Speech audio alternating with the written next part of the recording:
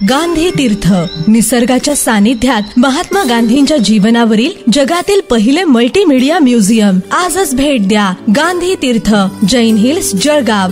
अधिक माहितीसाठी www.gandhifoundation.net वर विजिट करा. नॅशनल चॅनलने जी बातमी दाखवली, खडसे काय बोलले किंवा गिरीश महाजन काय बोलले ते चॅनलने दाखवून झाले.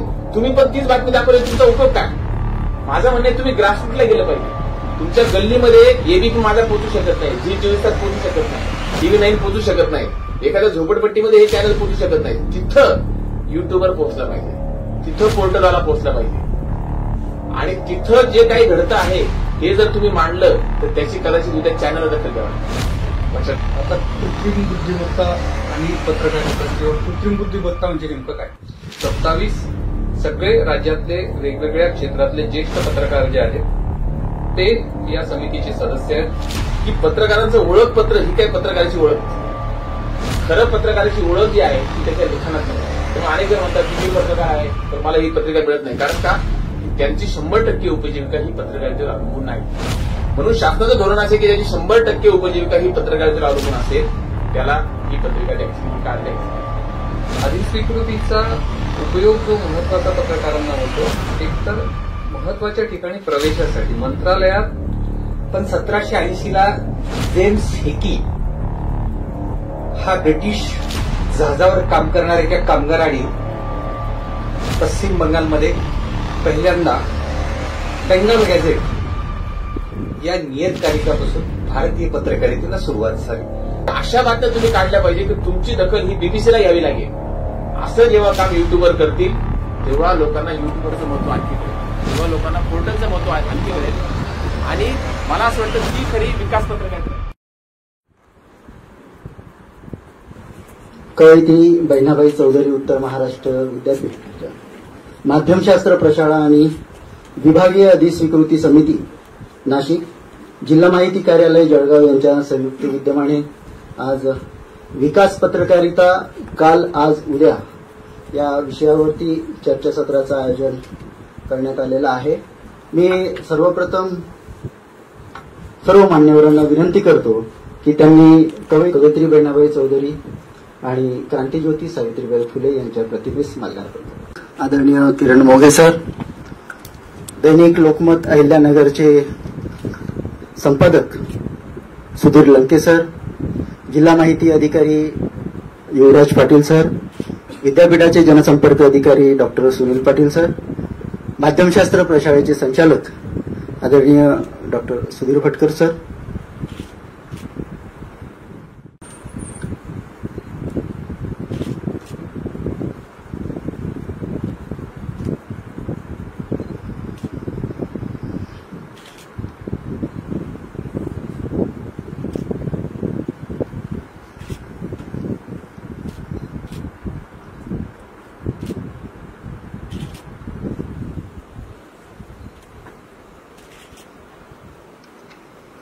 यानंतर मान्यवरांना विनंती करतो की त्यांनी दीपप्रज्वलन करावं.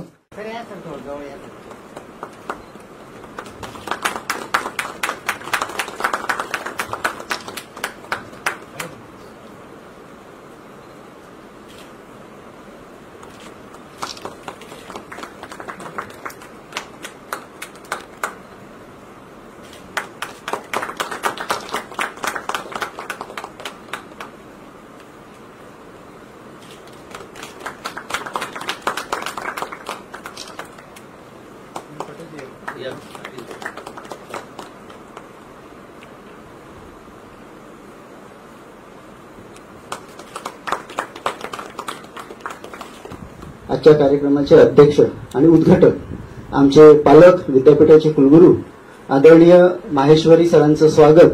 माध्यमशास्त्र प्रशाळेचे संचालक भटकर सरांना विनंती करतो की त्यांनी त्यांचं स्वागत करायचं. जरी विभागीय माहिती कार्यालय नाशिकचे उपसंचालक आदरणीय किरण मोघे सर आज उपस्थित आहेत. मी आदरणीय कुलगुरू सरांना विनंती करतो की त्यांनी मोघे सरांचं स्वागत करावं.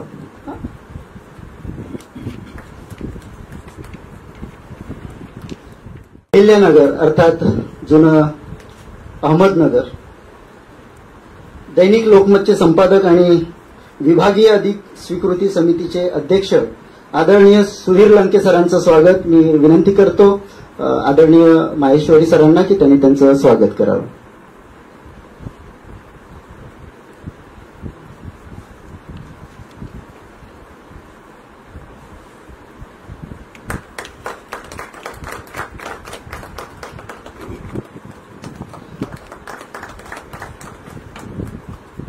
जिल्हा माहिती अधिकारी युवराज पाटील सरांचंही स्वागत आदरणीय माहेश्वर सरांनी करावं अशी मी विनंती करतो.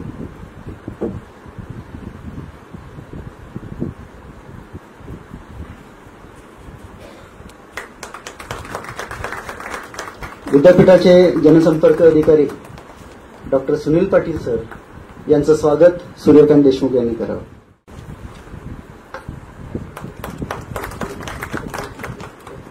विद्यापीठाचे कुलगुरू महोदय आदरणीय माहेश्वरी सरांचं स्वागत जिल्हा शासनाच्या वतीने करणार आहेत. मी बोगे साहेबांना विनंती करतो की त्यांनी शासनाच्या वतीने आमचे पालक माहेश्वरी सरांचं स्वागत करावं.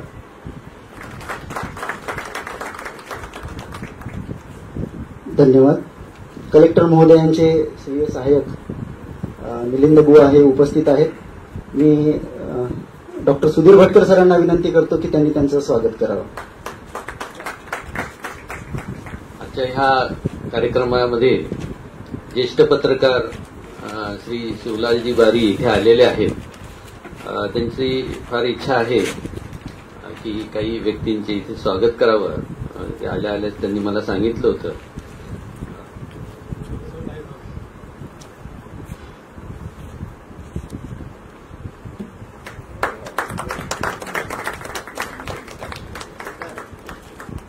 अनेक वर्ष म्हणजे मी जेव्हा बातमीदाराला सुरुवात केली त्यावेळेलाही ते होते. त्यांनी मला बऱ्याच गोष्टी शिकवलेल्या आहेत पत्रकारितेच्या. आज इथे मोगे साहेब आलेले आहेत. मोगे सरांचाही एक सत्कार बारी सर करतायत.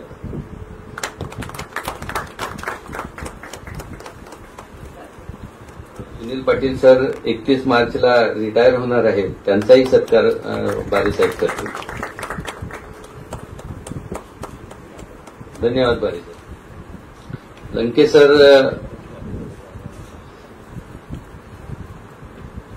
अधिस्वीकृती समितीचे अध्यक्ष आणि दैनिक लोकमतचे संपादक अहिल्यानगरच्या लंके सर इथे आहेत. त्यांचेही सत्कार बारी सर करतायत. विजय आपलं मिलिंद बुवांचाही सत्कार करतायत. यानंतर मी आदरणीय कुलगुरू महोदय माहेश्वरी सरांना विनंती करतो की त्यांनी उद्घाटन मनोगत व्यक्त करावं. आजच्या या विकास पत्रकारिता काल आज आणि उद्या या कार्यशाळेच्या उद्घाटन प्रसंगी तर सगळ्यांना माहिती आहे की प्रसार माध्यमे हे आपल्या लोकशाहीचा चौथा स्तंभ पिलर असं मानलं जातं. निष्पक्ष पारदर्शी वस्तुनिष्ठ पत्रकारिता हे मला वाटतं आपल्या लोकशाहीचा गाभा आहे, तिची आत्मा आहे.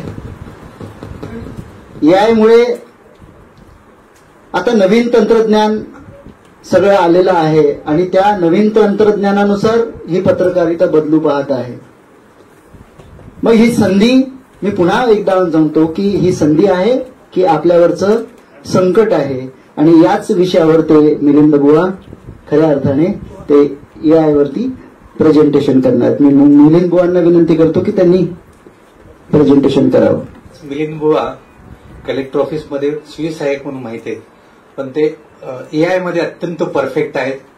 त्यांनी एआय वर प्रचंड मोठा अभ्यास केलाय.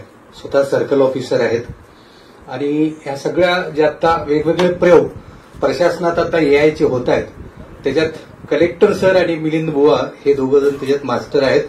आणि आज कलेक्टर सरांनी खास मिलिंद बुवाला इथं सांगितलं की तुम्ही प्रेझेंटेशन द्यायचं.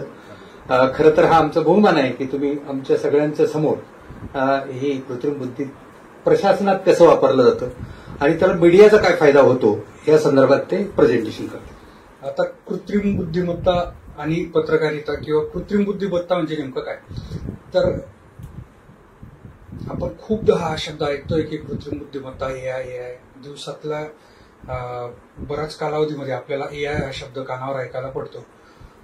कुठलाही नवीन शब्द ऐकल्यानंतर त्याच्या दोनच गोष्टी असतात, एकतर आपण चटकन त्याच्याजवळ जातो, एकतर चटकन त्याचा काहीतरी विरोध करतो,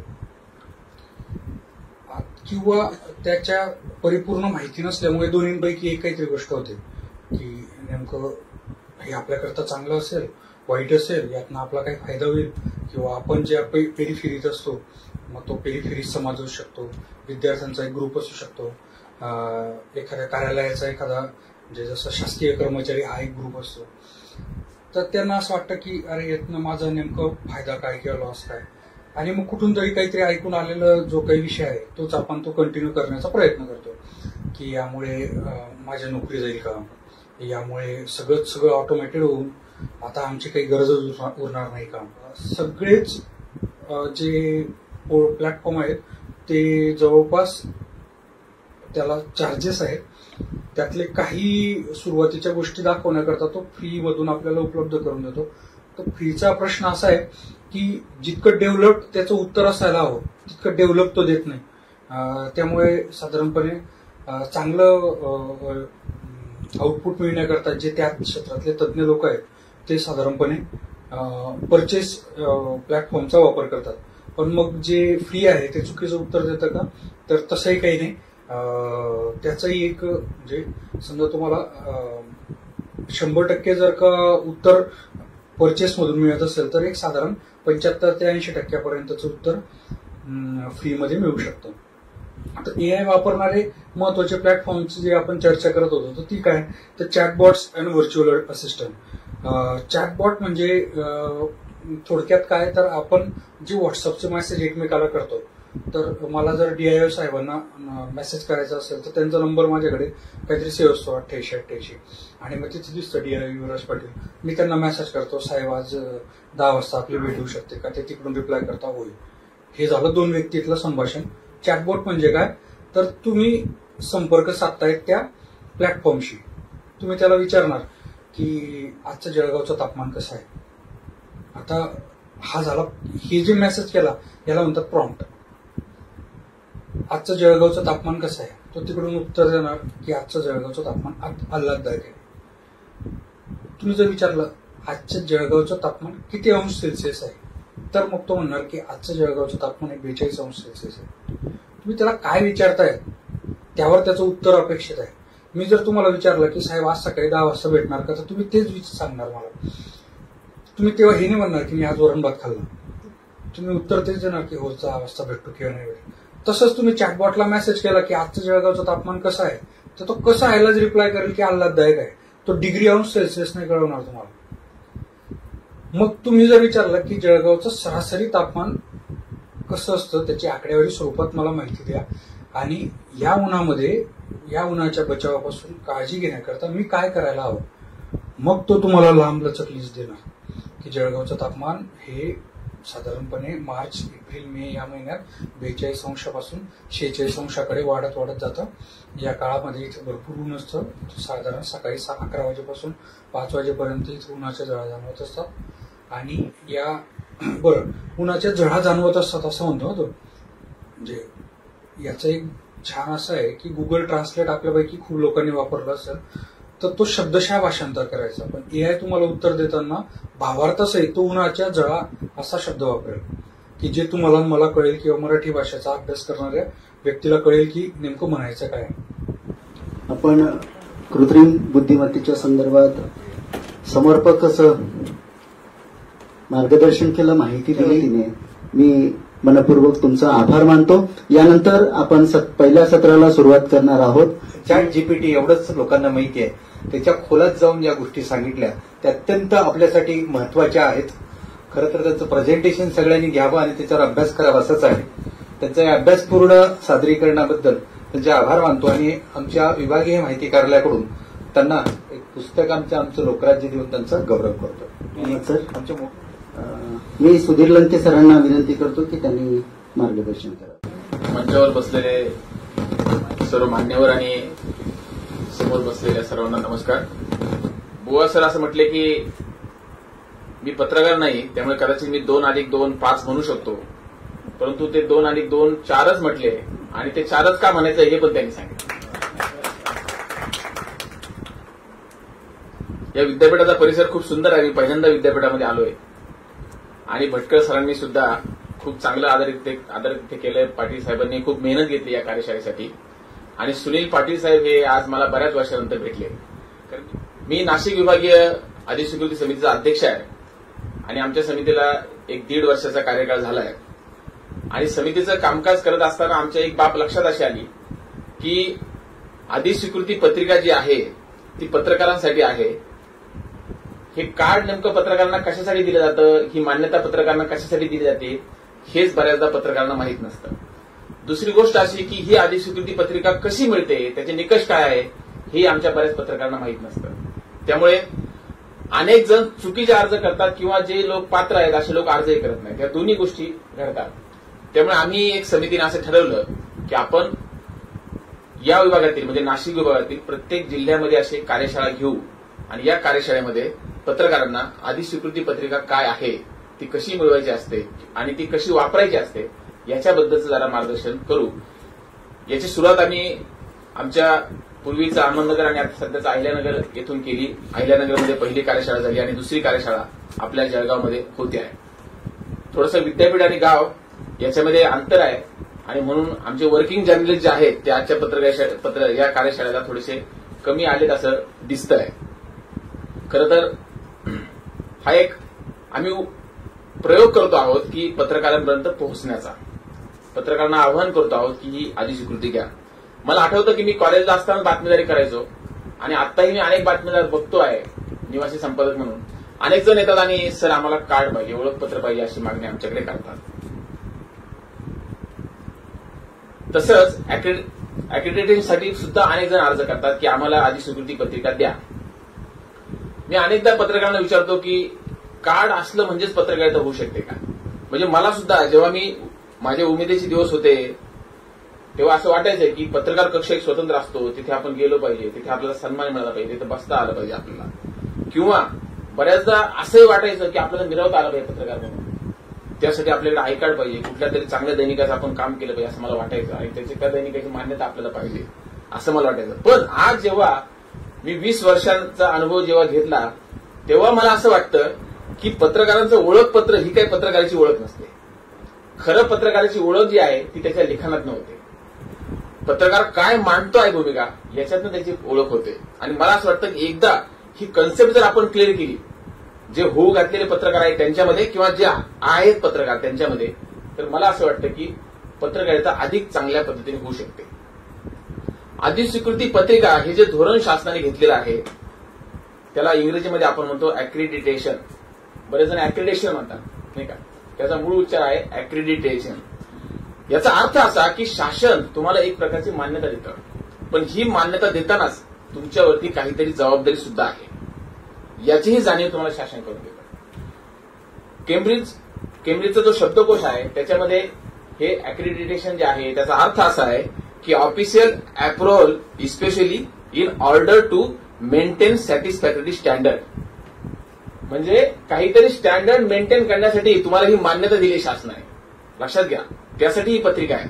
किंवा ऑक्सफर्डचा शब्दकोश असं म्हणतो की the action or process of officially recognizing someone of having a particular status or being qualified to perform a particular activity.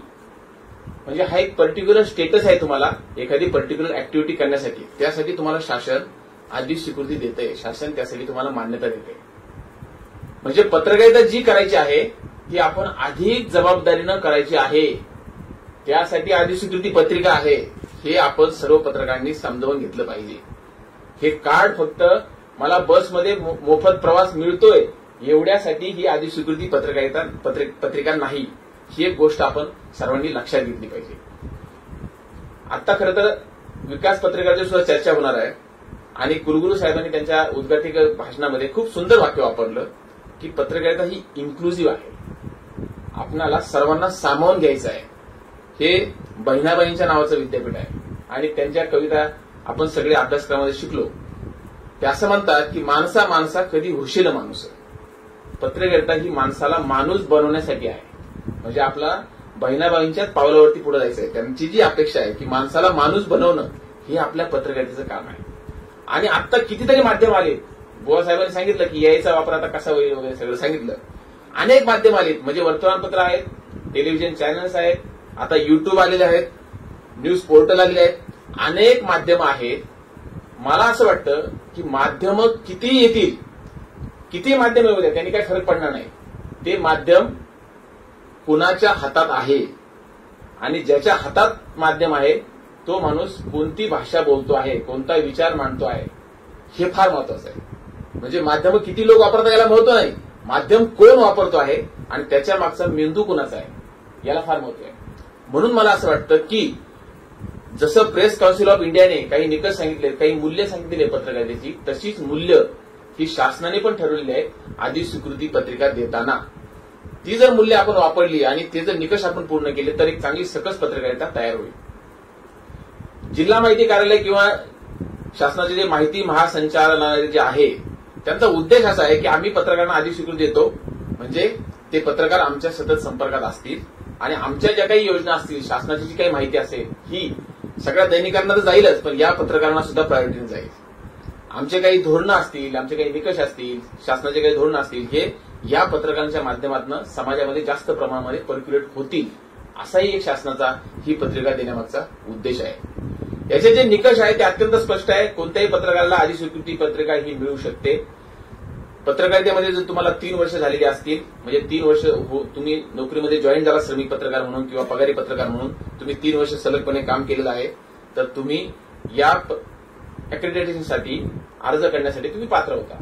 तो अर्ज केला की त्याला निकष असतात की तुम्ही तुमच्या नियुक्तीचं पत्र द्यायचं, तुमच्या पगाराचे पुरावे द्यायचे, तुम्हाला दरमहा पगार मिळतो आहे आणि तुम्ही जे लिहिता त्याचे काही वर्षभरातले 6 कातड द्यायचे. मग तो अर्ज क्वालिफाय होतो आणि आमची विभागीय समिती जी असते त्या विभागीय समितीच्या समोर तो अर्ज येतो.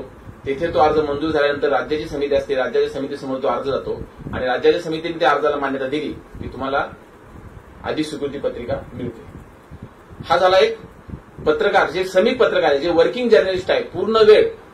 या पत्रिकेचा मूळ उद्देश असा आहे की ज्यांची उपजीविका ही केवळ पत्रकारितेवर अवलंबून आहे अशा लोकांना हे कार्ड दिलं जातं.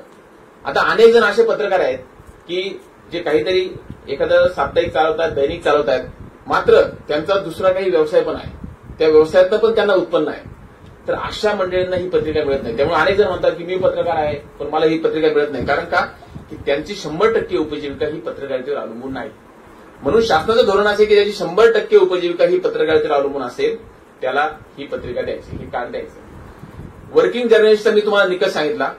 त्याच पद्धतीने काही लोक फ्रीलान्सर असतात, म्हणजे ते कुठल्याही दैनिकात पूर्ण वेळ काम करत नाहीत, पण विविध दैनिकांमध्ये लेखन करतात, विविध साप्ताहिकांमध्ये लेखन करतात. तर अशाही लोकांना शासन ही मान्यता देतं.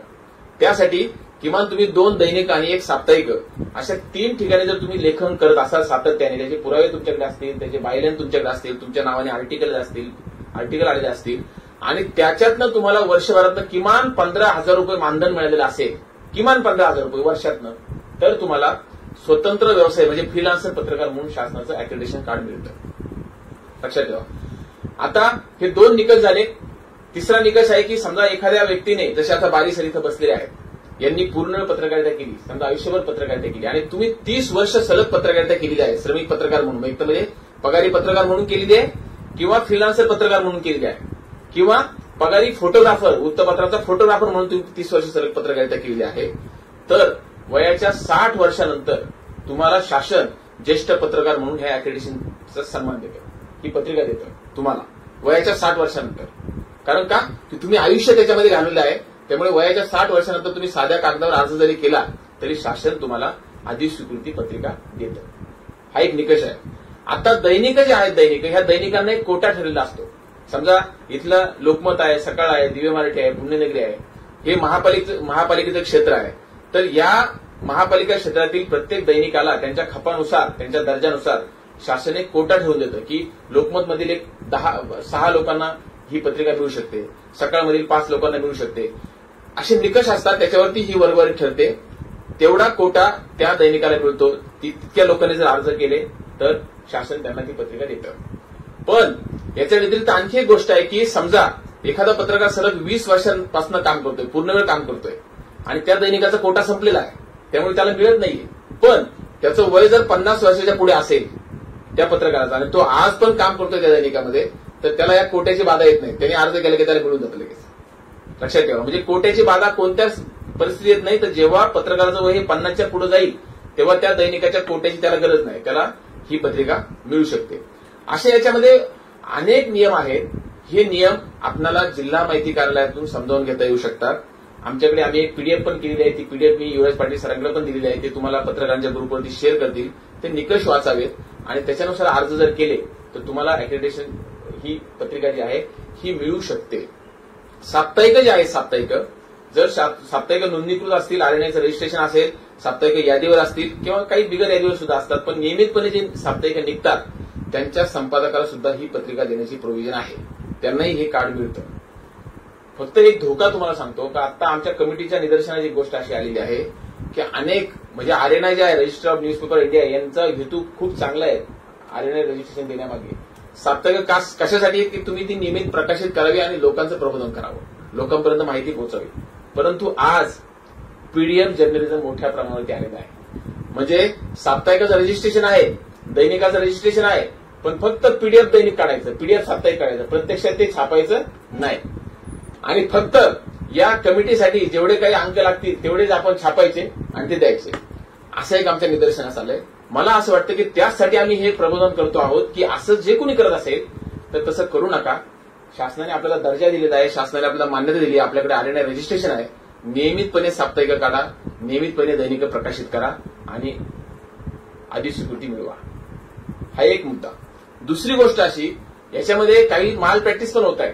म्हणजे काही साप्ताहिक आम्हाला अशी दिसली की मागच्या महिन्यात जो अग्रलेख छापून आला तोच या महिन्यात अग्रलेख छापून आला. कारण का संपादक कामच करत नाही, उपसंपादक कामच करत नाही. कुठला तरी एक डीटीपी डिझायनर पकडलेला असतो, त्याला सांगितलं जातं की काहीतरी मजकूर कर, प्रिंट कर आणि आम्हाला कागदाला कागद जुळवायचा आहे, फक्त फायलिंगसाठी अंक काढायचे, तसं कर. त्यामुळे तो काय करतो, कट पेस्ट करतो, कॉपी पेस्ट करतो. आजचा अग्रलेख पुन्हा पुढच्या महिन्यात, पुन्हा पुढच्या महिन्यात, असे हे अग्रलेख आम्ही पकडले आणि त्याच्यामुळे त्यांची हे कार्ड आम्ही रद्द केलं.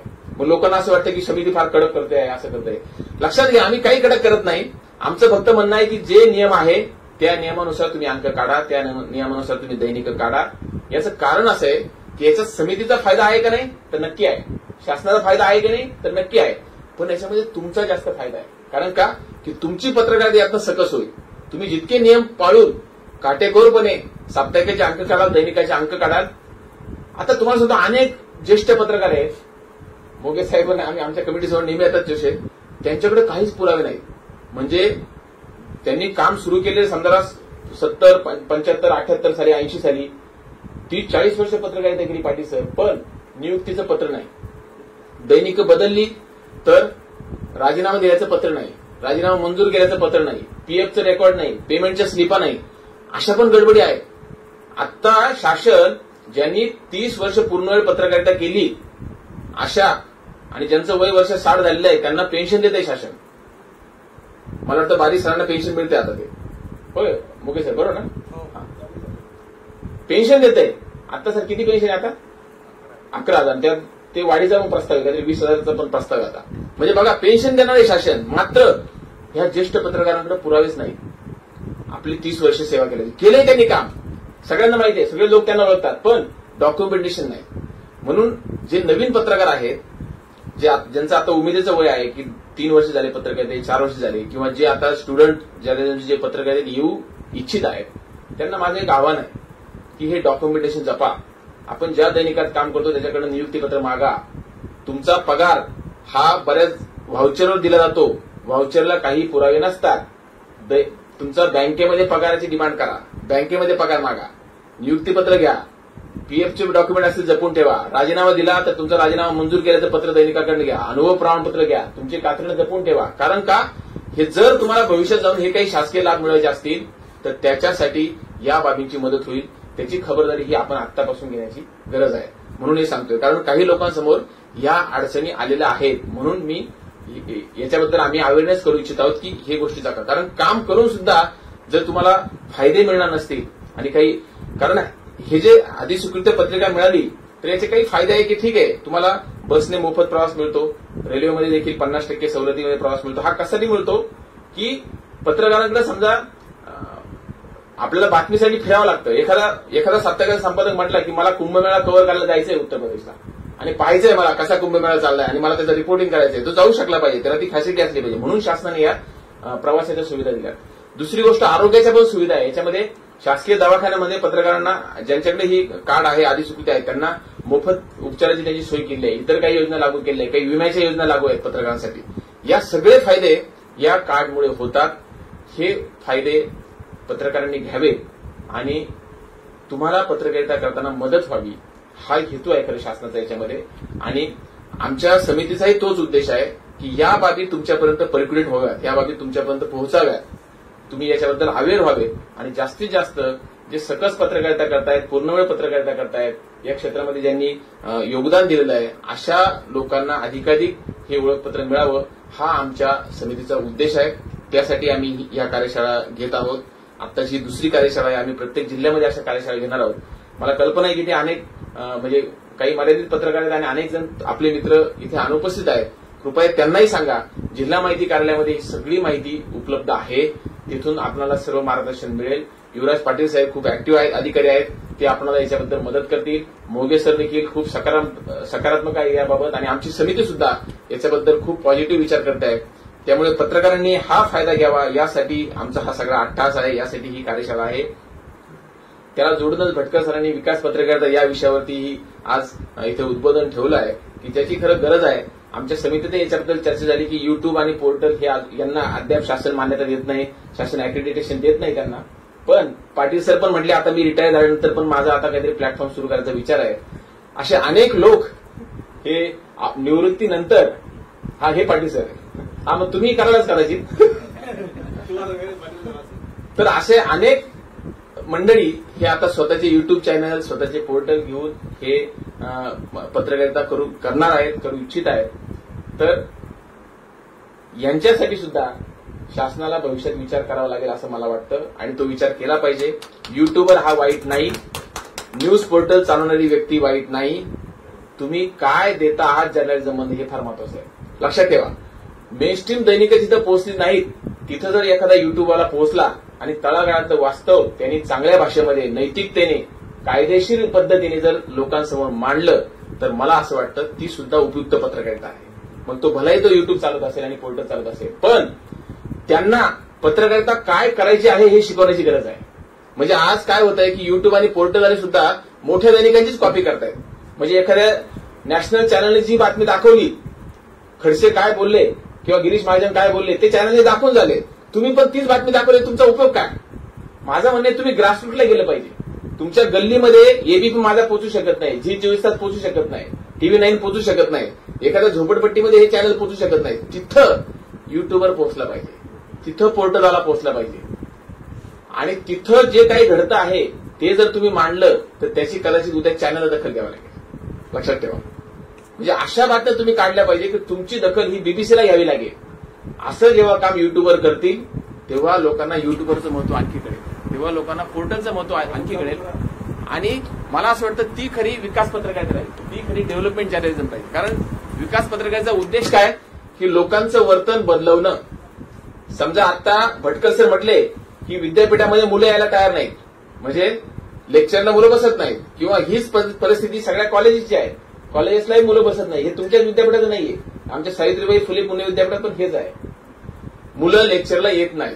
मुलं लेक्चरला का येत नाही याच्याबद्दलचं संशोधन तुम्ही पत्रकारांनी केलं आणि ते जर मांडलं आणि त्याच्या मांडणीतनं जर मुलं लेक्चरला यायला लागली तर आपण असं म्हणूया की त्या पत्रकाराने मुलांचं वर्तन बदलवलं, त्यांनी बिहेवियर चेंज केला. त्याला आपण म्हणतो डेव्हलपमेंट जर्नलिझम. लक्षात ठेवा की माणसामध्ये बदल घडवणं, समाजामध्ये बदल घडवणं आणि समाजाला चांगलं वागण्यासाठी, चांगली नैतिक मूल्य जोपासण्यासाठी प्रवृत्त करणं हा खरा विकास पत्रकारितेचा उद्देश आहे. शासनाने जी काही अधिस्वीकृती पत्रिका दिलेली आहे पत्रकारांना, त्याच्यामागे शासनाची देखील हीच अपेक्षा आहे की पत्रकारांनी नैतिकतेने काम करावं, पत्रकारांनी पत्रकारितेची मूल्य सांभाळावी. म्हणून त्याच्यामध्ये एक निकष आहे की तुम्ही गुन्हेगार आहात का किंवा तुमची चारित्र्य पडताळणी सुद्धा होते हे कार्ड देताना. त्याचा निकष, हा उद्देशच आहे की आपण सभ्यपणे पत्रकारिता करावी. तर हा या कार्यशाळेचा उद्देश आहे की आपल्याला हे सगळं समजावून सांगणं. आपण सगळेजण या कार्यशाळेसाठी आलात आणि विद्यापीठ, जिल्हा माहिती कार्यालय, उपसंचालक कार्यालय यांनी ही कार्यशाळा आयोजित केली. त्याबद्दल मी समितीच्या वतीने आपल्या सर्वांचे आणि सर्व संयोजकांचे आभार व्यक्त करतो आणि थांबतो. धन्यवाद. मी किरण मोघे सरांना विनंती करतो की त्यांनी लंके सरांचं पुस्तक देऊन स्वागत करावं.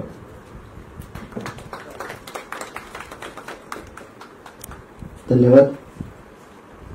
यानंतर किरण मोघे सरांना विनंती करतो की त्यांनी अधिस्वीकृती पत्रिका आणि निकष आणि प्रक्रिया याविषयी मार्गदर्शन करते.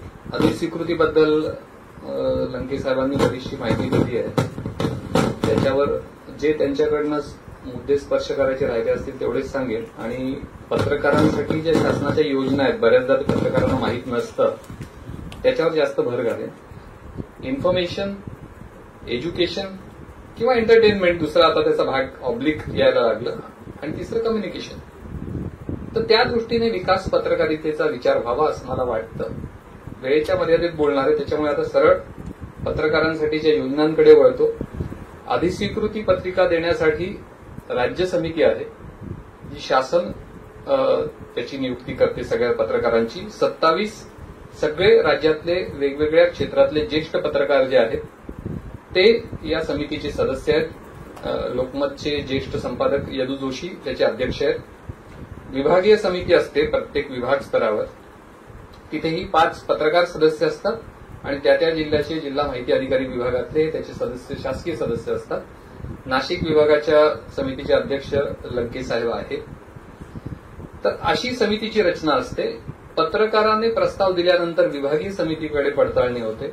विभागीय समिती राज्य समितीला शिफारस करते. मंजूर नामंजूर करायचा शेवटचा अधिकार हा राज्य समितीला असतो. कोटा ठरवून दिलेला असतो त्यानुसार ते अर्ज स्वीकारले जातात. साप्ताहिकासाठी फक्त एक असतो जो संपादक किंवा कार्यकारी संपादक त्याला दिला जातो. अधिस्वीकृतीचा उपयोग जो महत्वाचा पत्रकारांना होतो एकतर महत्वाच्या ठिकाणी प्रवेशासाठी. मंत्रालयात शासकीय अधिकारी स्वतःचा आय कार्ड घेऊन गेला ना त्याला पास काढावा लागेल, पण अधिस्वीकृतीधारक पत्रकार गेला तर त्याला पास न काढता सरळ अॅक्रेडिटेशन कार्डवर सरळ प्रवेश मिळतो. बघा, अधिकाऱ्याला प्रवेश नाही. मग आमचे अधिकारी जे असतात आम्हाला अॅक्रेडिटेशन अलाउड आहे. आम्ही अॅक्रेडिटेशन कार्ड काढून घेतो कारण आम्हाला सरळ प्रवेश असतो. म्हणजे गमतीचा म्हणजे याचं महत्व सांगण्यासाठी फक्त हा किस्सा सांगतो. आमचे ऍडिशनल कलेक्टर नंदुरबारचे होते, ते उभे होते पास काढायला आणि मी सरळ शिरलो आतमध्ये. ते उज्जत घालायला लागले. ते काय माझा सबऑर्डिनेट अधिकारी गेला आतमध्ये आणि तुम्ही मला सोडत नाही. ते म्हणायचं साहेब शक्यच नाही, आम्ही कोणालाच सोडत नाही. मी गमतीने बघत मुद्दामून थांबलो. मग ते पास घेऊन आले. त्यांना सांगितलं साहेब तसं नाहीये, हे कार्ड वेगळं म्हटलं. हा आम्हाला विशेष अधिकार असतो. तर पत्रकारांना हा विशेष अधिकार का दिलेला आहे की त्यांना जिथून माहिती घ्यायची, राज्याचा कारभार जिथून चालतो तिथली माहिती जी आहे ती सुलभपणे घेता यावी म्हणून तो अधिकार दिलेला आहे. आणि म्हणून सरांनी जसं सांगितलं त्या अधिकारासोबत जबाबदारी पण दिलेली आहे. त्या जबाबदारीचं पालन अपेक्षित असतं. म्हणूनच ती अट ठेवलेली आहे की गंभीर गुन्हे असले तर ती अधिस्वीकृती पत्रिका जी आहे ती रद्द सुद्धा केली जाते. तर त्या दृष्टीनं हे अधिस्वीकृती पत्रिकेकडे बघायला हवं. दुसरी गोष्ट, त्यांना 8,000 किलोमीटर पर्यंतचा सगळ्या एसटी बसेस आपल्या शिवाई असेल, शिवनेरी असेल, कोणतीही एसटी बस असेल, 8,000 किलोमीटरचा प्रवास जो आहे तो मोफत असतो. त्याचे पैसे जे 8,000 किलोमीटरचे ते शासन दरवर्षी एसटी महामंडळाला देत असते. म्हणजे बघा किती चांगली सोय केलेली आहे की तुम्ही जाऊन रिपोर्टिंग करावं, तुम्ही गावात जावं, जिल्ह्याच्या ठिकाणी महत्वाचे कार्यक्रम जिथे असतात तिथे जावं, या दृष्टीने ती सगळी केलेली आहे.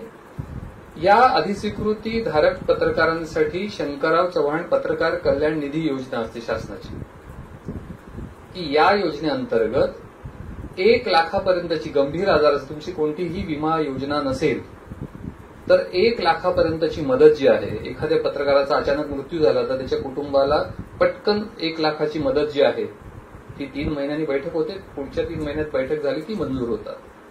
गंभीर आजार झाला, गंभीर अपघात झाला, कॅन्सर सारखा रोग झाला तर 1 लाखापर्यंतची मदत असते. मग कॅटेगरीज केल्या त्याला, काही आजारांसाठी 75,000 आहे, काही आजारांसाठी 50,000 आहे, अशी ती मदत असते.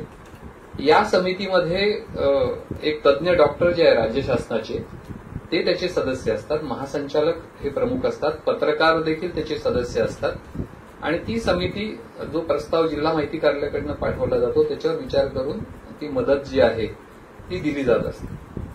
बऱ्याचशा पत्रकारांना ही योजना माहिती आहे, पण 2016 सालचा GR माहित नाहीये की ज्यानुसार त्याची पत्नी आणि अवलंबून असणारे 2 मुलं यांना जरी कोणता विमा नसला तरीही त्यांना ही मदत मिळू शकते या स्वरूपाची. हे बऱ्याच पत्रकारांना माहीत नाही, त्याच्यामध्ये त्या माहितीपासून वंचित राहतात, त्या मदतीपासून वंचित राहतात. तर अशांनाही काही आजार झाला, गंभीर आजार झाला तर त्यांना ही मदत मिळू शकते. दुसरं, काहींना अधिस्वीकृती पत्रिका नसते, त्यांच्यासाठी जरी आमच्या राज्य शासनाचा विषय नसला तरी तुम्हाला माहिती म्हणून असू द्या, केंद्र शासनाची पत्रकार कल्याण निधी योजना आहे. जर तुमची सेवा पत्रकारितेमध्ये 5 वर्ष श्रमिक पत्रकार म्हणून झालेली असेल, तुमच्याकडे अधिस्वीकृती पत्रिका जरी नसली तरीही तुम्हाला म्हणजे पत्रकाराचा मृत्यू झाला तर त्याच्या कुटुंबियांना 5 लाखापर्यंतची मदत, कायमचं अपंगत्व आलं तर 5 लाखापर्यंतची मदत, त्याला गंभीर आजार हार्ट सर्जरी वगैरे झाली तर 3 लाखापर्यंतची मदत, त्याचा एक पाय अधू झाला, कायमचं अपंगत्व आलं तर 2 लाखापर्यंतची मदत, अशी या पत्रकार कल्याण निधी अंतर्गत मदत केली जाते. त्यांना माहिती आहे अनुभव प्रमाणपत्रावर मंजूर होत नाही. नियुक्तीपत्र दिलं तर त्यांना भीती असते की तुम्ही कायमस्वरूपी दावा हे करू शकाल वगैरे, काय त्यांच्या अडचणी असतात.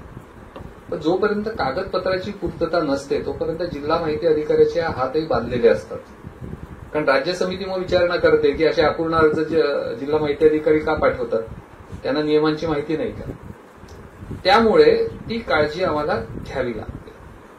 आणखी राज्य शासनाची एक योजना आहे विकास पत्रकारितेला प्रोत्साहन देण्यासाठी, ती आहे विकास पत्रकारिता पुरस्कार योजना. दर जानेवारी महिन्याला याची बातमी आम्ही प्रकाशित करत असतो. त्याला बराचसा चांगला प्रतिसादही मिळतो. त्याच्यात मुळात तुम्ही सामान्य जनांच्या समस्या सोडवणारी पत्रकारिता कशी करतात, तुम्ही शासनाच्या योजना लोकांपर्यंत कसं पोहोचवतात, आणि फक्त शासनाबद्दल गोड बोलावं असाच पुरस्कार असं नाहीये. मला आठवतं मला ज्या वर्षी पुरस्कार मिळाला होता त्या वर्षी अतुल कुलकर्णींना राज्यस्तराचा पुरस्कार मिळाला होता. आणि तो पुरस्कार यासाठी होता की त्यांनी शासनाच्या प्रत्येक विभागाच्या कामकाजावर टीका करणारी मालिका चालवली होती लोकमतमधून. पण टीका करताना तीही सकारात्मक होती की त्याच्यातनं नेमकं त्रुटीवर बोट ठेवायचं आणि योग्य काय ते सांगायचं. म्हणजे चांगलं असूनही वाईट म्हणायचं ह्याला टीका नाही म्हणत, टीका ही नेहमी सकारात्मकच असते. तर तशी मालिका म्हणजे तुम्ही प्रशासनाला चांगलंच म्हटलं म्हणजे तुम्हाला विकास पत्रकारिता पुरस्कार मिळेल अशातला भाग नसतो. त्याच्यातनं जनतेच्या समस्या, जनकल्याणासाठी काय मदत झाली हे त्या विकास पत्रकारिता पुरस्कारासाठी बघितलं जातं. त्यासाठी पण पत्रकारांची, ज्येष्ठ पत्रकारांची समिती नियुक्ती केली जाते, शासन निर्णय त्यासाठी काढला जातो आणि ही सगळी ज्येष्ठ आमच्या अधिकाऱ्याचं काम सदस्य सचिवाचं असतं, पोस्टमन सारखं. आलेले प्रस्ताव त्यांच्यापर्यंत पोहोचवायचा. आमच्या अधिकाऱ्यांचा त्याच्यात काहीच इंटरफिअरन्स नसतो. त्यामुळे जेवढी सकस, अगदी ग्रामीण साध्या वार्ताहरांनी सुद्धा पुरस्कार मिळवलेले आहेत हे विकास पत्रकारिता. आणि विशेष याचा असा आहे, हे पुरस्कार उर्दू भाषेसाठी आहे, हिंदी भाषेसाठी आहे, इंग्रजी भाषेसाठी आहे, सोशल मीडियासाठी आहे. स्वच्छता चळवळीतला स्वतंत्र वृत्तांकन करणारा असेल तर त्याच्यासाठी देखील पुरस्कार आहे. आता डिजिटल पत्रकारिता पुरस्कार 3 वर्षापासून सुरू केलेले आहेत. म्हणजे डिजिटल मीडियालाही चांगलं एक प्रोत्साहन मिळालेलं आहे. तर 51,000 रुपये असं त्याचं आणि प्रमाणपत्र असं त्याचं स्वरूप असतं. तर ही पुरस्कार योजना देखील शासनाची आहे. रेल्वेचा सरांनी उल्लेख केला, केंद्र शासनाची योजना होती ती त्यांनी कोरोनापासून सध्या स्थगित केलेली आहे. त्याच्यामुळे रेल्वेची सुविधा जी आहे ती पत्रकारांना नाही. हे सगळं करण्यामागचं कारण असं आहे की पत्रकारांना एक चांगली पत्रकारिता जी समाजोपयोगी असेल, जिच्यात समाजामध्ये अनुकूल बदल घडवून आणण्याची जी धडपड असते पत्रकारामध्ये, समस्या मांडण्याची, शासनाला त्रुटी दाखवून देण्याची, दिशादर्शन करण्याची, मार्गदर्शन करण्याची, लोकशिक्षण करण्याची, लोकजागर करण्याची, त्या पत्रकारितेला प्रोत्साहन मिळावा, हा या मागचा जो आहे हा मूलभूत हेतू आहे. आणि हा मूलभूत पत्रकारिता मुळात जी सुरू झाली, म्हणजे आपण जे 3 टप्पे अभ्यासतो त्या इतिहासाचे, तर सुरुवातीची जी सामाजिक पत्रकारिता जी आहे दर्पण पासून जी सुरू झाली, त्यावेळी समाजाला जागृत करायचं होतं. त्याच्यातलं भेद बाजूला सारून तो एक संघ व्हावा, त्याला एक आकार प्राप्त व्हावा समाज म्हणून, असे सगळे प्रयत्न झाले. मूकनायक पर्यंत असेल. नंतरच्या काळामध्ये मग राजकीय पत्रकारिता सुरू झाली, जी स्वातंत्र्याच्या प्रेरणेने होती, की आपल्याला स्वातंत्र्य मिळायचं आहे, इंग्रजांच्या राजवटीवर प्रहार करायचे. पण स्वातंत्र्यानंतर मिळालेलं स्वराज्य सुराज्यात परिवर्तन करणारी पत्रकारिता जी आहे, अशी विकास पत्रकारितेचं युग सुरू झालेलं आहे. आणि या पुढच्या काळामध्ये एआय आधारित पत्रकारिता जी आहे, हे एक नवयुग आपल्या समोर आहे, की ज्याच्यामध्ये कृत्रिम बुद्धिमत्तेचा वेग आहे प्रचंड. त्याच्यातनं जगभराचं ज्ञान जे आहे ते एका बोटावर तुमच्या त्या चॅटबोटच्या माध्यमातून आलेलं आहे. पण त्याच वेळी त्याच्या सत्यतेविषयी प्रश्नचिन्ह निर्माण होतात आहे, फेक न्यूज सारखे प्रश्न निर्माण होतात आहे. याला कसं सामोरं जायचं, त्याच्यातनं समाजोपयोगी पत्रकारिता कशी करायची, ही नव्या दमाच्या पत्रकारांनी याच्यावर विचार करून की हे जे आव्हान आहे ते एक संधीमध्ये चांगल्या प्रकारे आपल्याला कसं रूपांतरित करता येईल, आणि कृत्रिम बुद्धिमत्तेच्या आधारे एक आपल्याला स्वतःचा एक वेगळी ओळख पत्रकारिता क्षेत्रामध्ये कशी निर्माण करता येईल, याचा जर विचार केला तर विकास पत्रकारिता जी आहे तिचं जे एक सर्कल आहे, त्याचा परीघ जो आहे तो आणखीन विस्तारेल. वेग प्राप्त होईल, तंत्रज्ञान प्राप्त होईल, तुमच्या बुद्धिमत्तेला चालना देणाऱ्या नव्या गोष्टी तुमच्या समोर येतील, त्याच्यातनं नवे विषय येतील, आणि त्या नव्या विषयातनं समाजातले काही प्रश्न सोडवले जातील, समाजासमोर काहीतरी चांगलं ठेवलं जाईल.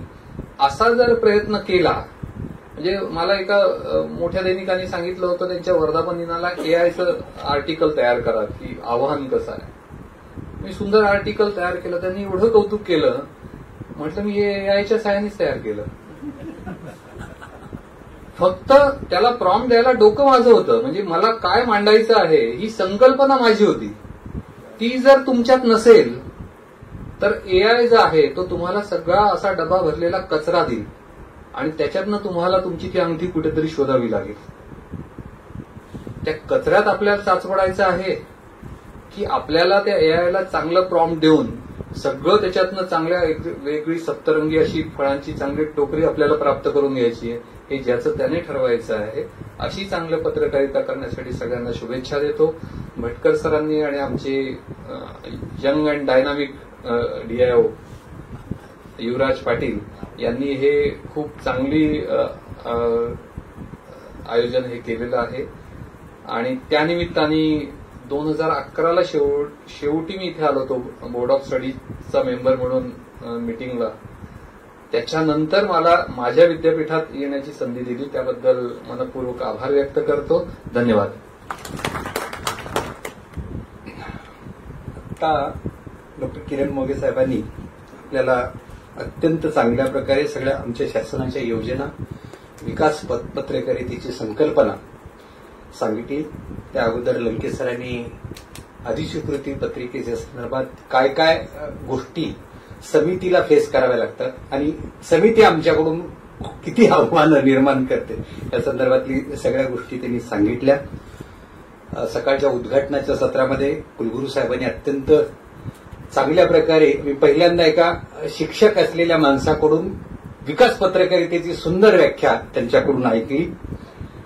आमचे मित्र आणि आमच्या मराठवाड्याचे सुपुत्र सुनील पाटील साहेबांचा रिटायरमेंटचे 6 दिवस राहिलेले आहेत.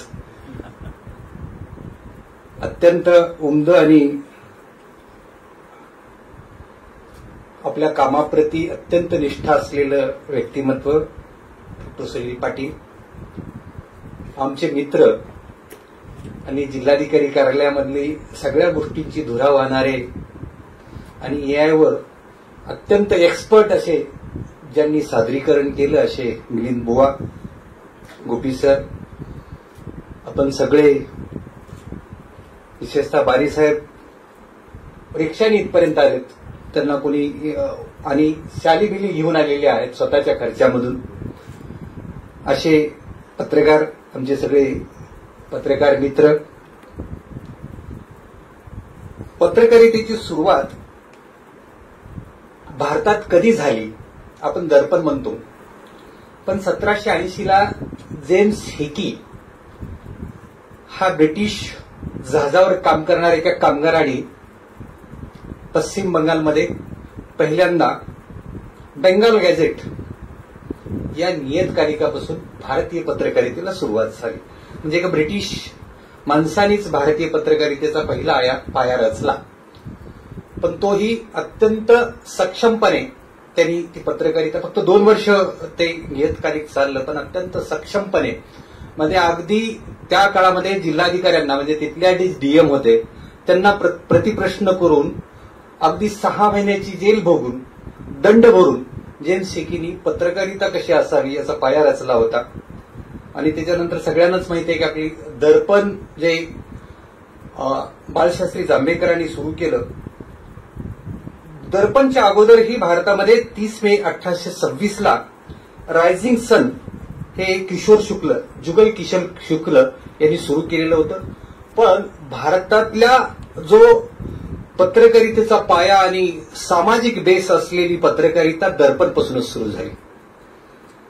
6 जानेवारी 1832ला बाळशास्त्री जांभेकरांनी दर्पण सुरू केलं. पण दर्पण सुरू करताना त्यांना असं कळलं की आपल्या समाजाला शिक्षित करणं खूप गरजेचं आहे. आज ब्रिटिशाचा अंमल आहे आणि ह्या अंमलामध्ये लोकांना अत्यंत चांगल्या प्रकारे ज्ञान द्यायचं असेल तर मार्गदर्शन म्हणून त्यांनी दिग्दर्शन नावाचं नियतकालिक सुरू केलं. आणि ते नियतकालिक त्या काळामध्ये 3 महिन्याला 6 रुपये एवढी वर्गणी त्या नियतकालिकासाठी होती. ते फार वर्ष चाललं नाही, पण अगदी देशातल्या कानाकोपऱ्यातल्या लोकांपर्यंत इंग्रजी आणि मराठी मजकूर असलेलं ती नियतकालिक जात होतं. आणि त्याच्यातून शिक्षणाचा पाया भरणी, म्हणजे अगदी भूगोल, इतिहास, जीवशास्त्र, रसायनशास्त्र ह्या सगळ्या विषयांचं सखोल ज्ञान असलेलं दिग्दर्शन हे नियतकालिक. दुर्दैवाने दिग्दर्शन नियतकालिकाबद्दल फार चर्चा होत नाही, म्हणून मी तुम्हाला खास करून सांगितलं. मी ही पत्रकारितेतले भारतातले टप्पे सांगतोय तुम्हाला. आणि 1832 नंतर अनेक 1840ला मुंबई अखबार निघाले. मुंबईमध्ये 2-3 वर्तमानपत्र सुरू झाले. आणि आपल्याला सगळ्यांना माहिती की स्वातंत्र्य चळवळीमध्ये खऱ्या अर्थाने पत्रकारांची भूमिका अत्यंत महत्वाची ठरली. ती टिळकांच्या 1840ला 2 जानेवारी 1881ला मराठा हे इंग्रजी दैनिक, आणि त्याच्यानंतर 1 वर्षांनी 4 जानेवारी 1881ला केसरी हे वर्तमानपत्र सुरू झालं. आणि भारतामधल्या पत्रकारितेची स्वातंत्र्याप्रतीची जी निष्ठा आणि चळवळीत काम करणारी अनेक लोक या पत्रकारितेमध्ये आली. आणि आता किरण मोघे सरांनी सांगितले की पत्रकारितेचे जे टप्पे होते ते टप्पे सुरू झाले. आणि 1927ला भारतामध्ये रेडिओ आला आणि पुढल्या 2 वर्षांनी त्या रेडिओचं ऑल इंडिया रेडिओ झालं. आणि रेडिओ हा लोकमनाचा आरसा झाला आणि अत्यंत लोकप्रियतेच्या शिखरावर रेडिओ पोहोचला. दूरदर्शन 1965ला पंडित जवाहरलाल नेहरूंनी दूरदर्शन सुरुवात केली आणि दूरदर्शनचाही त्या काळात लोकप्रियता प्रचंड मोठ्या प्रमाणात होती. दूरदर्शनच्या किंवा एकूण टेलिव्हिजनच्या इतिहासातली सगळ्यात मोठी क्रांतिकारी घटना म्हणजे रामायण आणि महाभारत. अगदी गावागावात आणि शहरातले शहरं सुने पडायचे अशी ही एकूण जी ही होती. आणि 1991ला ग्लोबलायझेशनच्या होण्याच्या अगोदर सॅटेलाइट चॅनल्स भारतामध्ये आले आणि खऱ्या अर्थाने पत्रकारितेला एक नवा आयाम मिळाला आणि सॅटेलाइट चॅनल सुरू झाले. आज घडीला जवळजवळ 912 सॅटेलाइट चॅनल आहेत. त्याच्यातले एंटरटेनमेंट सोडले तर 388 हे न्यूज बेस्ड चॅनल आहेत. हे सगळं घडत असताना आपल्या भारतामध्येच नव्हे तर जगात सोशल मीडिया नावाचं एक नवं प्लॅटफॉर्म ज्यांनी माध्यमाची व्याख्याच बदलून टाकली आणि सर्वसामान्यांनाही पत्रकार करून टाकलं, असं सोशल मीडियाचा शिरकाव झाला. आणि तुम्हाला आश्चर्य वाटेल की भारतामध्ये फेसबुक वापरणाऱ्यांची आज घडीला जी संख्या आहे ते 44.8 कोटी, म्हणजे जवळजवळ 44,80,00,000 एवढे लोक फेसबुक वापरतात. आणि ह्याचा थ्रेट माध्यमाला आहे का तर निश्चित आहे. रेव्हेन्यूचे आकडे जर बघितले, मी मुद्दाम रेव्हेन्यूचे आकडे काढलेले आहेत. फेसबुकचा 2024 मधला जो रेव्हेन्यू आहे तो 3,000 कोटी आहे आणि ह्या तुलनेमध्ये वर्तमानपत्राचा जो रेव्हेन्यू आहे तो निश्चितपणे कोविडच्या काळानंतर वाढलेला आहे आणि 20,613 कोटी एवढा रेव्हेन्यू वर्तमानपत्राचा आहे आणि कोविडच्या नंतर हा रेव्हेन्यू वाढलेला आहे. पण इलेक्ट्रॉनिकचा रेव्हेन्यू जवळजवळ 13% घसरलेला आहे आणि इलेक्ट्रॉनिक मीडियाचा रेव्हेन्यू जो आहे तो 151 कोटी होता 2023 मध्ये, तो 24ला कमी होऊन 170 कोटीपर्यंत आलेला आहे. मी रेव्हेन्यू याच्यासाठीच सांगतोय की सोशल मीडियामध्ये आता वर्तमानपत्रात काम करणाऱ्या लोकांना मल्टीमीडिया अप्रोच म्हणून अत्यंत महत्वाचं ठरलंय. त्याच्यातलं युट्यूब, जे अनेकांची युट्यूब चॅनल आहेत, त्या युट्यूब चॅनलचा जो रेव्हेन्यू आहे तो 14,300 कोटी एवढा 2024 मधला आहे आणि याच्यातले जवळजवळ 10,000 कोटी रुपये हे युट्यूबनी सगळे काम करणारे जी आता याच्यात लोक आहेत त्यांना सगळ्यांना दिले जातात आणि त्याचं अवरेज जर काढलं भारतामधलं तर 11,000 रुपये महिन्याला प्रत्येक युट्यूबर कमवतोय सरासरी. म्हणजे हे प्लॅटफॉर्म अत्यंत महत्वाचं आहे. पण हे सगळं करताना तुम्ही शासनाच्या ज्या योजना आहेत त्या योजनांना फ्लॅश करणं खूप गरजेचं आहे. या सगळ्या योजना आहेत ते सर्वसामान्यांपर्यंत जाणाऱ्या आहेत. म्हणून त्या योजना जर आता सोशल माध्यमामध्ये अत्यंत कमी शब्दामध्ये ह्या सगळ्या गोष्टी मांडायच्या, तुम्हाला माहिती आहे की एक्स नावाचं जे प्लॅटफॉर्म आहे, ज्याला ट्विटर अगोदर म्हणत होते, 280 शब्दामध्ये त्याच्यात व्यक्त व्हावं लागतं आणि ट्विटरचं एक्स झाल्यानंतर संख्या प्रचंड मोठ्या प्रमाणात कमी झालेली आहे. पण ते अजूनही क्लास बेस प्लॅटफॉर्म आहे, मास बेस नाहीये. मास बेस प्लॅटफॉर्म जे आहेत आता सोशल मीडियातले ते फेसबुक आहे, व्हॉट्सअप हे मेसेंजर आहे आणि आता इंस्टाग्राम खूप मोठ्या प्रमाणात, आणि युवकांची संख्या इंस्टाग्रामवर भारतातल्या प्रचंड मोठी आहे आणि जगभरातला ह्या सोशल मीडियावरला जो रेव्हेन्यू आहे तो अत्यंत झपाट्याने वाढतोय आणि भारतातलं मार्केट त्याच्यासाठी अत्यंत पूरक आहे. त्याच्यामुळे प्रत्येक जण या इन्स्टावर आणि फेसबुकवर आपल्या जाहिराती प्रमोट करण्यासाठी आपल्या सगळ्यांनाच वाटतं की फेसबुक आणि इंस्टाग्राम फुकट आहे, पण अजिबात नाही. तुम्ही गुगलला सर्च करा आणि तुम्हाला वॉशिंग मशीन जर पाहिजे असेल आणि तुम्ही कुठल्या कंपनीची घ्यायची असं जर गुगलवर सर्च केलं तर दुसऱ्या सेकंदाला तुमच्या प्लॅटफॉर्मवर, फेसबुकवर असेल किंवा इंस्टाग्रामवर असेल, त्याच्या जाहिराती दिसत आहेत. याचा अर्थ एआयचा वापर करून तुमची मेंटॅलिटी हे करून तुमच्या याच्यावर लगेच जाहिराती सुरू होत आहेत. याच्या अर्थ भारतातला जो मार्केट आहे आणि भारतातला जो युथ आहे, जे 18 ते 35 वयोगटातला वर्किंग फोर्स जो आहे, त्या वर्किंग फोर्सची जगातली सगळ्यात मोठी वर्किंग फोर्स भारतात असल्यामुळं सगळ्या जगाच्या नजरा भारताच्या मार्केटवर लागलेल्या आहेत आणि त्याचं सगळ्यात महत्वाचं टूल्स प्रमोशनचं हे सोशल मीडिया आहे. तर मित्रहो, पण शासन ज्यावेळेस ह्या सगळ्या गोष्टी काम करतं ते शासनालाही वाटतं की हा सगळ्यात चांगल्या ज्या गोष्टी आहेत, सर्वसामान्य माणसापर्यंत जाणाऱ्या गोष्टी आहेत, तर तुम्ही टिपाव्यात. प्रत्येक वेळेस निगेटिव्हच न देता सकारात्मक बाबी, शेवटी माध्यमं जे पेरतात तेच समाजामध्ये उगवतं. हे अगोदर प्रत्येक संपादकांना ओपिनियन लीडर म्हणून ओळखलं जायचं. 450 शब्द मर्यादाच्या अगोदरचे जे अग्रलेख होते, आता 400 450च्या पेक्षाही कमी अग्रलेखांची शब्दांची संख्या झाल्या.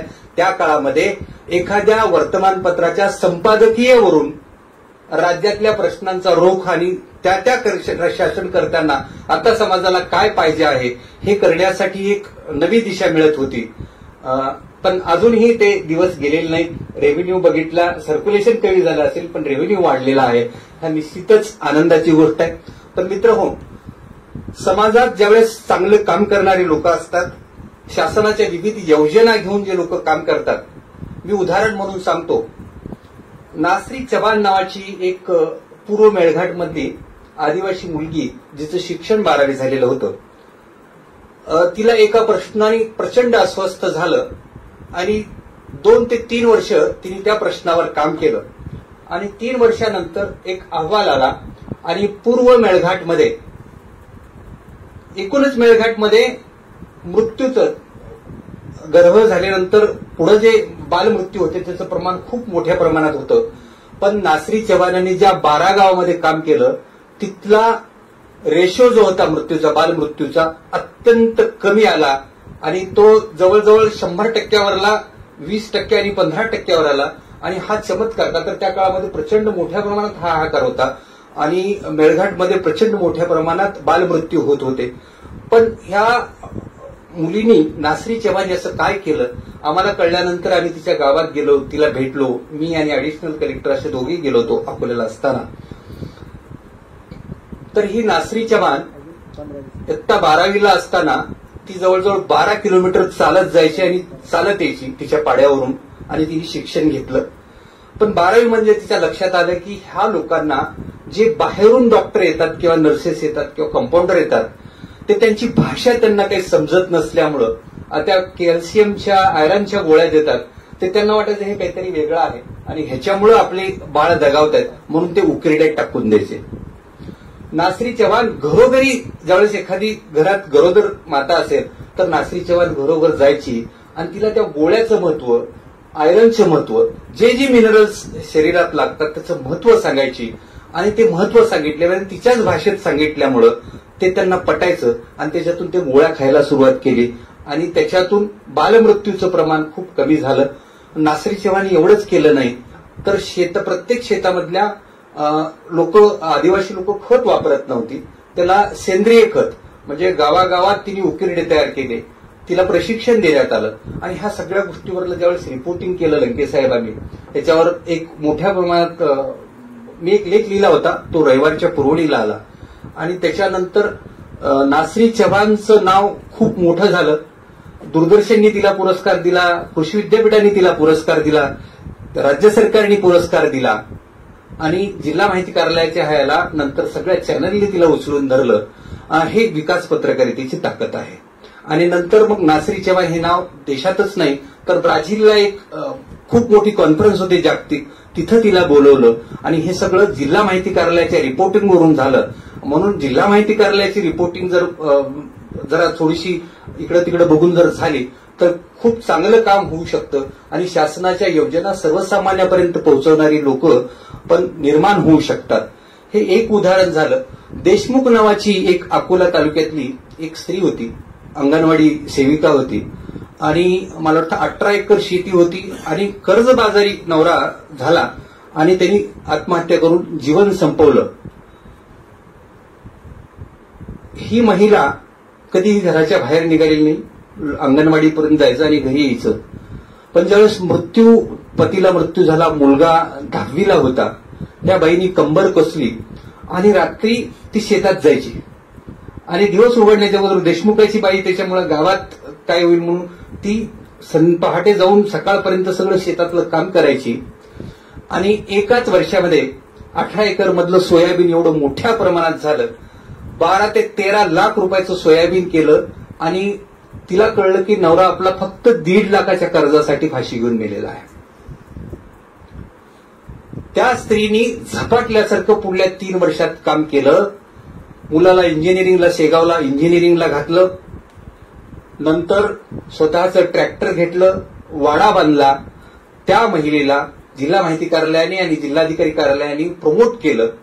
तिला राज्य शासनाचा कृषी विभागाचा पुरस्कार मिळाला, दूरदर्शनचा पुरस्कार, एबीपी माझा, सगळ्यांनी तिला गौरवलं आणि ती त्या भागातली प्रेरणेचं एक उदाहरण झालं की स्त्री ही किती समर्थ असू शकते आणि आत्महत्या हे कुठल्या ह्याचं सोल्युशन नाहीये तर खंबीरपणे उभं राहून जर काम केलं तर काय होऊ शकतं हे त्या देशमुख बाईंनी दाखवून दिलं आणि अनेकांना. आणि त्या काळात आम्ही त्यांना जिल्ह्याचा अँबॅसेडर म्हणून केलं आणि त्यांची तोडक्या मोडक्या जे शब्दात का होईना पण आम्ही भाषणं ठेवले आणि त्याचा परिणाम निश्चितपणे झाला आणि हायकोर्टाने पण त्या गोष्टीचा अत्यंत चांगला उल्लेख केला.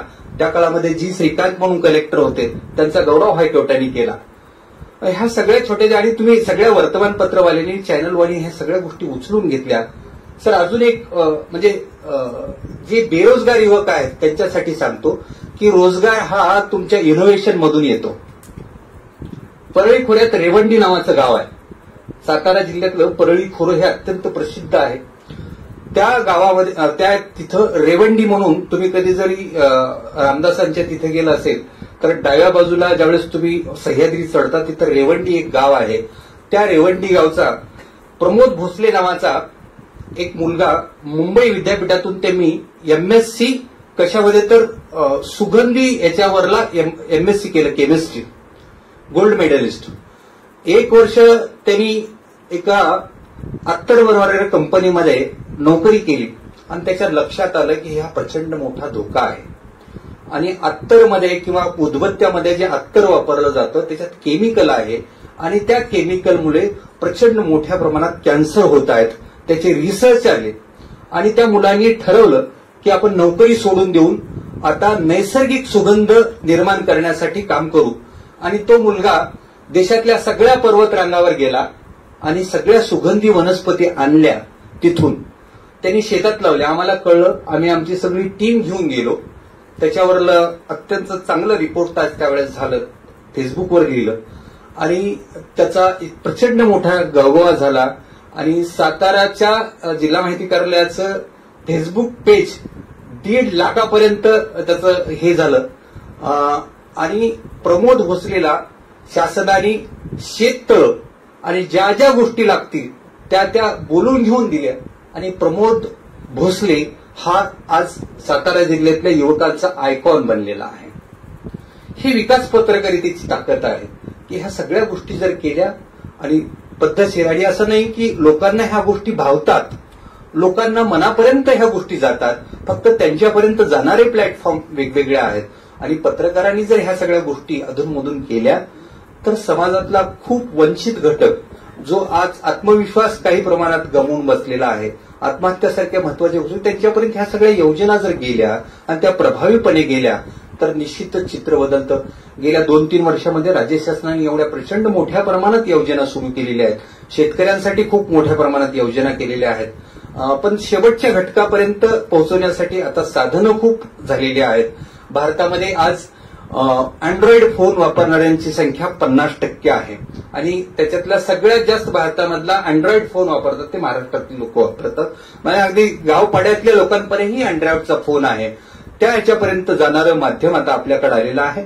आपण सगळेजण याला जर मदत करत राहिलात आणि शासनाच्या योजना जिल्हा माहिती कार्यालयाशी संपर्क करून जर करत राहिलात तर निश्चित चांगलं भवितव्य आपल्या समाजाला आहे. आणि भारत हा उद्याचा विकसित राष्ट्र म्हणून होत आहे.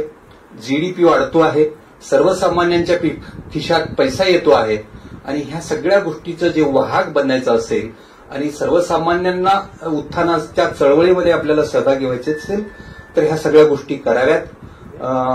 वेळ होतोय. मला या माध्यम प्रसाराचे आभार मानतोय की स्वतःहून त्यांनी आमच्यापर्यंत आले आणि आपण एक वर्कशॉप घेऊयात, कार्यशाळा घेऊयात. आणि लंके साहेब आणि मोगे साहेबांच्या डोक्यात होतच की कार्यशाळा घ्यायची आहे. आता जे जे काही पत्रकार आले त्यात अत्यंत होतपूर्व आणि गुणवत्ता असणारे पत्रकार आहेत. त्या सगळ्यांचे मी आभार मानतो. संयोजन केल्याबद्दल माध्यमशास्त्र विभागाचे कुलगुरूंचे भटकर साहेबांचे सगळ्यांचे आभार मानतो आणि थांबतो. जय हिंद, जय महाराष्ट्र. मी फार वेळ आपला घेणार नाही. प्रारंभीच माध्यमशास्त्र प्रशालेचे भटकर सर आणि त्यांच्या सहकाऱ्यांचे मनपूर्वक आभार यासाठी व्यक्त करतो की त्यांनी मी निवृत्त होत असल्याबद्दल जो माझा सत्कार या ठिकाणी केला त्याबद्दल मी त्यांचे मनपूर्वक आभार मानतो.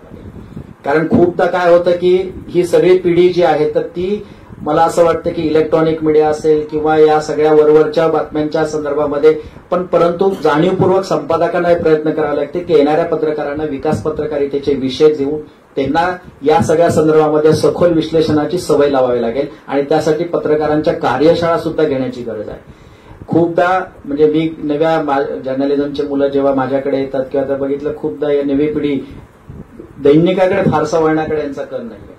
तर ती सगळी पिढी ही इलेक्ट्रॉनिक मीडिया किंवा बाकीच्या सगळ्या माध्यमांकडे त्यांना आपल्याला हे जाणीवपूर्वक प्रयत्न करावे लागते की ही दैनिकांकडे सुद्धा कशी वळतील आणि त्यांना या संदर्भातल्या कार्यशाळा घेण्याचा खूप मोठ्या प्रमाणात गरज आहे असं मला वाटतं. कारण डेव्हलपमेंट पत्रकाराचा विकास पत्रकारितेसाठी खूप वेळ द्यावा लागतो, विश्लेषण करावं लागतं, डेटा असेल, सर्वेक्षण असेल, या सगळ्यांची सांगड घालून तुम्हाला मांडणी करावी लागते. तर ही सगळी वेळ देण्यासाठीची एक तरुण पिढीला हा जाणीवपूर्वक प्रयत्न करावा लागेल.